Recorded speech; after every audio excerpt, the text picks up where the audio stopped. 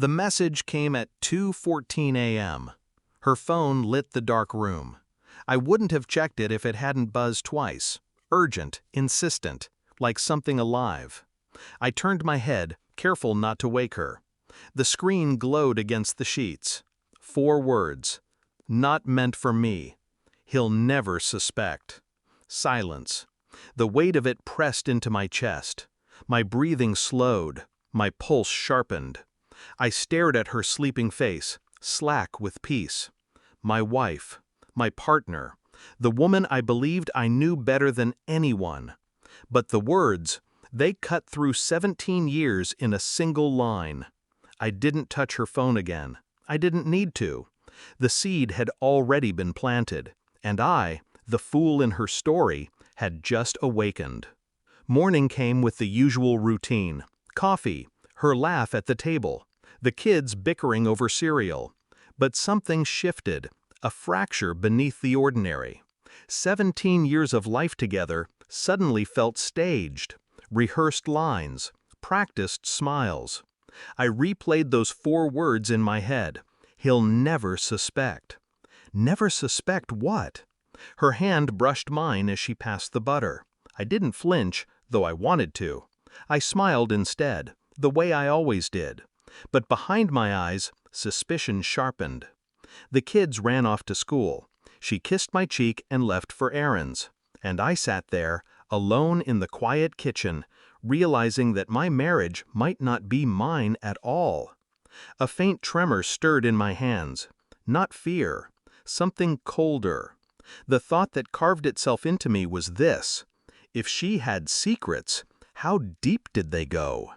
I began with silence, watching, listening, her late-night texts, her excuses about errands, a hesitation in her smile when I mentioned the kids. I said nothing. Instead, I collected. I bought a DNA kit under the guise of family ancestry, laughed about it with her, played the role of curious husband. She agreed, unsuspecting. The samples went out. Days stretched thin, each one lined with quiet observation. Her phone calls in the other room, her sudden showers after late returns, her eyes darting when I asked simple questions. I played the perfect fool, the mask she had chosen for me. But inside, the storm gathered. Nights I lay awake staring at the ceiling, imagining her whispers to someone else, imagining them laughing at me. 17 years, every birthday, every I love you, all of it replayed under a new light, a cruel joke. Still, I waited, because the truth, when it came, had to be undeniable. The envelope arrived on a Tuesday. I carried it upstairs, silent, closed the door, sat at my desk, hands steady, heart hammering. I opened it. Not 1, not 2, all 3 children. 0 biological relation. The air left my lungs, but I did not collapse. I sat there, reading the words again and again until the paper blurred. 3 lives I had poured myself into.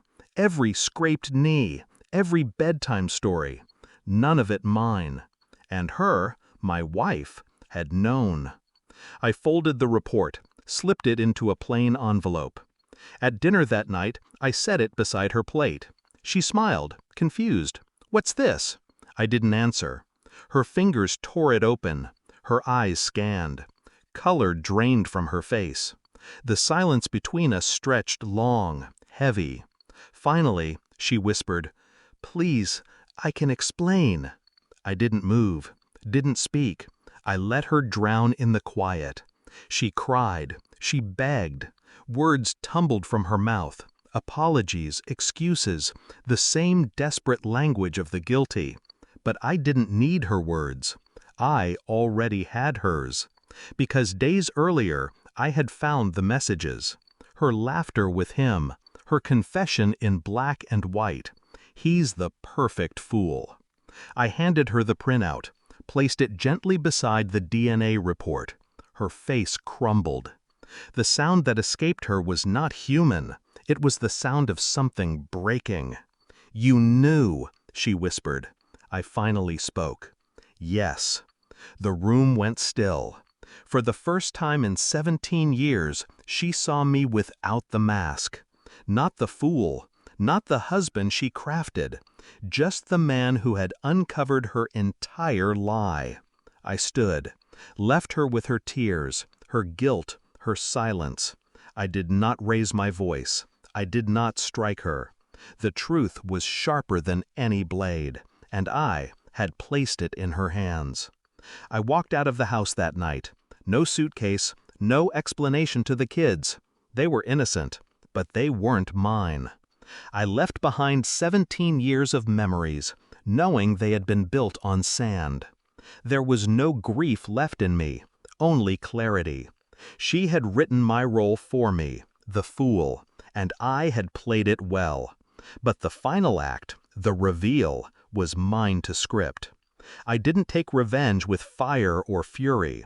I took it with silence, with truth.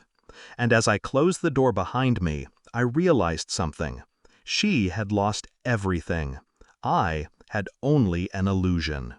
The last thought I allowed myself was simple, cold, and final.